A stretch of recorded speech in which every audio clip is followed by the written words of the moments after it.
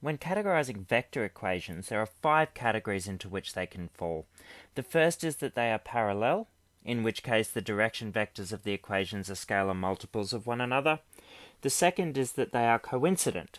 So not only are the vectors parallel, like that, but they share a point. So if this vector shares the same position vector on that point, then all that's going to happen is that that shifts over to there. And so coincident vectors lie on top of each other. If vectors intersect, so coincident vectors is where the vectors intersect everywhere, or they can intersect at one point, and that's what the third category involves. Something like that, where there is a point of intersection. Perpendicular lines are the same, only they meet at right angles. So these categories, first 4 that I've discussed there, they can occur in 2D vectors or in 3D space. The final option, skew, can only occur in 3-dimensional space, and that's where the vectors do not intersect, but they are not parallel. And we'll look at an example of that at the end. So I've got 5 examples now, each one demonstrating one of those categories. So the first thing we're going to look at is an example of 2 vectors that are parallel. The blue line is R1, the pink line is R2. In this diagram and in all others, the red line is the x-axis, the green line is the y-axis, and the blue line is the z-axis. So you can see that these 2 lines run parallel to one another. To demonstrate that they are parallel, what we're looking for is that the direction vector of one is a scalar multiple of the other. So if we take those direction vectors, right, call that k, then what you can see is that k is negative 1/2 for the I, j, and k components. Here k being a scalar multiple, not the k component of the vector. Okay, and so these are parallel. If we wanted to show that they're parallel and not coincident, then we'd also have to demonstrate that the position vector of one does not lie on the other vector. And so by examining each component, I, j, and k, we can get a value for t. If it's the same for each component, then the lines intersect. If it's different, then they don't. And when we solve these equations, okay, so that one gives me that t is 2/3. If I look at this one, then that gives me that t is 3/2. So I need not check the final component, but for the sake of completion, let's have a look at it.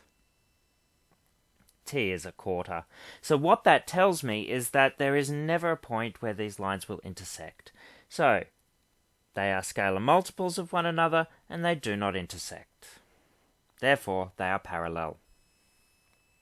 The second category of vector is coincident vectors. Now these 2 lines lie one on top of the other. So here we're demonstrating the same process. We're going to check the 2 direction vectors,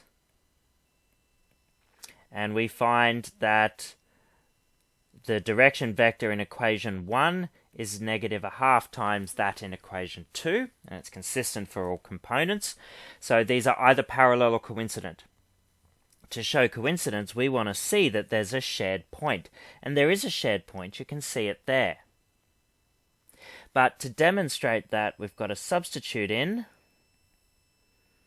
just like we did before, and then solve each component. So what that tells us is that they share a common point. In this case, it's that point. And so we can say that these are coincident vectors because they meet the conditions of the direction vectors being scalar multiples and the point lies on the line. Our third category of vectors are vectors that simply intersect. What we have to demonstrate is that when we set these equal to each other, S is the same for I, j, and k, and that t is the same for I, j, k. To find the coordinates, we're then just going to substitute our value of t or s into the relevant equation. So, we set them equal to one another, and then we write equations for each component. And the easiest way to do this is going to be to rearrange that first equation. So we have S as the subject. Whatever method of simultaneous equations works for you. Could use elimination as well. And so I'm going to substitute equation 4, which is basically equation 1, into equation 2. What that gives me is 1 plus 3 times S equal to 4 minus 2t. And I get that t is equal to negative 9 over 8. From there, we can solve for S, which is 7 over 2. And so what that's demonstrated is that S and t, they're consistent within their equations for the I and j components. We also need to see if they are consistent for the k component. So we need to take equation 3 and just verify that. So what I should get is the same thing on each side of the equation. Sorry, note the correction there. And so what we've demonstrated now is that S and T are consistent within their equations for all three components.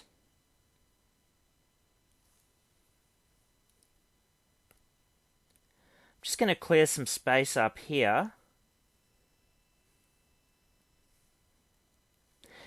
to look at finding the actual point of intersection. So I can either substitute S into here or T into here. Let's go with S into the first equation. So the point of intersection, the position vector of the resultant vector, will be 0, 1, 4 plus S times the direction vector.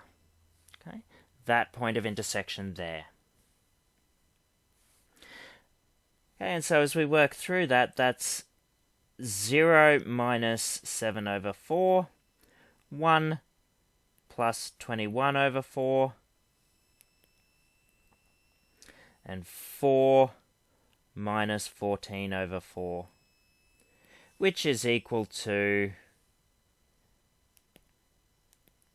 negative 7 over 4, 25 over 4, 1/2. The fourth category of vector equations of lines is that they are perpendicular to one another, so they meet at right angles.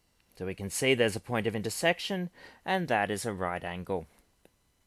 So in order to demonstrate this, what we want to show is that first of all the dot product is equal to 0 and they intersect. And we could find the point of intersection in the same way we did in question 3.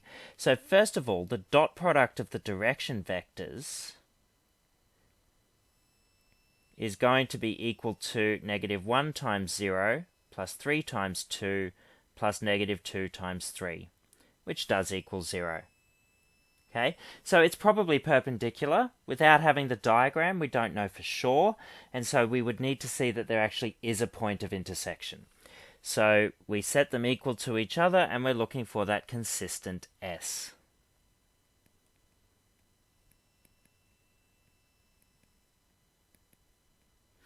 And that consistent T in R2.